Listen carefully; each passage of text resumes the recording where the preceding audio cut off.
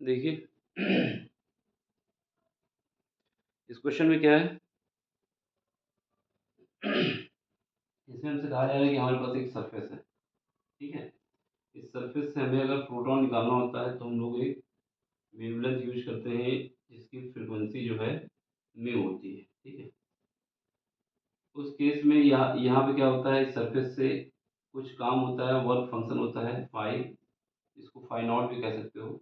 इसका काम रहता है कि इलेक्ट्रॉन को इसकी सरफेस में लाना, फिर उसके बाद कुछ जो एनर्जी होती है वो हमारे पास काइनेटिक एनर्जी के रूप में यूज में होती है। यानी अगर यहाँ से ई एनर्जी जिसकी फ्रिक्वेंसी क्या है म्यू है, उसको हमने इंसिडेंट किया है तो यहाँ पर फाई नॉट और के रूप में ये एनर्जी ट्रांसफर हो जाएगी। फाई नॉट क्या है कि ये जो इलेक्ट्रॉन है इस सरफेस के ऊपर लाने का काम करेगा, यानी इस सरफेस में जो इलेक्ट्रॉन है, जो फाई वर्क फंक्शन होगा वो इलेक्ट्रॉन को सरफेस में लाने का काम करेगा। फिर उसके बाद उस सरफेस को इलेक्ट्रॉन को गति देने के लिए काइनेटिक एनर्जी यूज की जाएगी। यहाँ पर जो हमारे पास इमिशन एनर्जी होती है H nu is equal to क्या होती है, फाई यानी work function plus kinetic energy, इस रूप में यूज की जाती है। वर्क फंक्शन में जो भी हमारे पास फ्रिक्वेंसी यूज की जाती है, वर्क फंक्शन में जो भी फ्रिक्वेंसी यूज की जाती है, यानी सरफेस पे इलेक्ट्रॉन को लाने के लिए जो भी फ्रिक्वेंसी यूज की जाती है, उसी फ्रिक्वेंसी को हम लोग क्या कहते हैं, थ्रेशोल्ड फ्रिक्वेंसी कहते हैं। और थ्रेशोल्ड फ्रिक्वेंसी को हम लोग किससे लिखते हैं, म्यू नॉट से लिखते हैं, ठीक है। समझ गए क्या बात बोला, जो भी फ्रिक्वेंसी इलेक्ट्रॉन को सरफेस में लाने के लिए यूज की जाती है, उस एनर्जी उसकी फ्रिक्वेंसी को थ्रेशोल्ड फ्रिक्वेंसी कहा जाता है। अब पेपर में क्या बोला गया है, पेपर में बोला गया है जो हमने म्यू को इंसिडेंट किया है वो हमारे पास थ्रेशोल्ड एनर्जी का 1.5 टाइम्स है। तो पहले केस में हम क्या करेंगे, काइनेटिक एनर्जी निकाल लेते हैं फर्स्ट केस में, केस फर्स्ट इसमें निकाल लो तो यहाँ से काइनेटिक एनर्जी आ जाएगी म्यू, म्यू नॉट की जगह क्या लिखना है 1.5 म्यू नॉट, और यहाँ पर क्या है, एच तो रहेगा ही जो है, ठीक है। और यहाँ पर जब इसको फाइव की जगह हम लिखेंगे क्या लिख सकते हैं, फाइव की जगह लिख सकते हैं, तो ये क्या आ जाएगा एच म्यू नॉट। यहाँ से जब सॉल्व करेंगे तो काइनेटिक एनर्जी हमारे पास आ जाएगी, क्या आ जाएगी 0.5 एच म्यू नॉट आ जाएगी। ये पहला केस है, ठीक है। फिर दूसरे केस में हम क्या करते हैं, जैसा क्वेश्चन बोला है, दूसरे केस में बोला जा रहा है कि जो हमारे पास फ्रिक्वेंसी है जो पहले यूज की गई थी उसका आधा, यानी ये एनर्जी क्या होगी, जो ये फ्रिक्वेंसी है ये हाफ कर दी जाएगी। जब ये हाफ कर दिया जाएगा तो एनर्जी भी हाफ हो जाएगी। देखो सेकंड केस, केस सेकंड,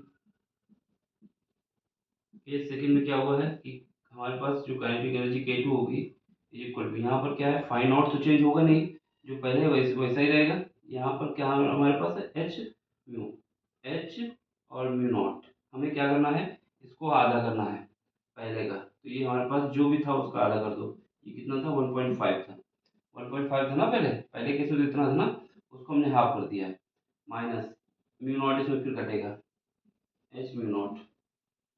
इसको सॉल्व करेंगे कितना आ जाएगा, हमारे पास आ जाएगा 0.75, और एच को कॉमन ले यहाँ से 1 आ जाएगा और यहाँ से कॉमन ले लिया हमने एच म्यू नॉट।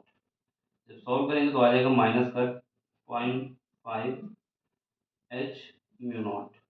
इसको हम लोग क्या लिख सकते हैं, इसको लिख सकते हैं माइनस का 1/4 एच म्यू नॉट लिख सकते हैं। अब एक ऑप्शन दिया हुआ है 1/4, तो कुछ लोग तो इसी को लगा के चले आएंगे, कुछ लोग तो इसी को लगा के चले आएंगे, लेकिन अगर ये पॉजिटिव आता तो हमारे पास ये आंसर हो जाता। लेकिन जब ये निगेटिव आया है इसका मतलब ये है कि उस केस में हमारे पास कोई भी करंट नहीं निकलेगी। इसने पूछा है तो सेकंड केस में कितनी करंट होगी, तो हम बता देंगे क्योंकि इस केस में हमारे पास जो काइनेटिक एनर्जी निकल के आई है वो निगेटिव आई है, इस वजह से इसमें कोई भी करंट फ्लो नहीं होगी, तो ऑप्शन हमारा पहला होगा ना कि चौथा होगा। समझ गए ना बात को, अगर यही वैल्यू हमारे पास क्या आती, पॉजिटिव आती, समझ गए, अगर ये पॉजिटिव आती माइनस ना आती तो उस केस में हमारे पास जो करंट फ्लो होती वो 1/4 हो जाती।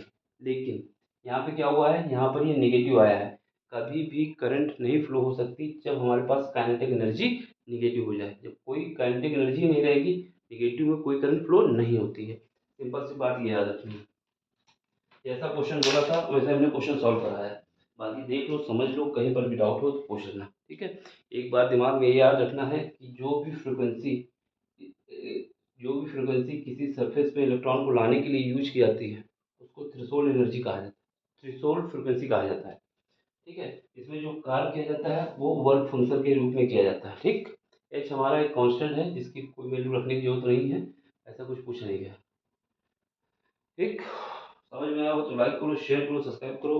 बाकी कोई क्वेश्चन समझ में नहीं आता टेलीग्राम में आके क्वेश्चन पूछ सकते हो। चलो, तो मिलते हैं अगले क्वेश्चन में।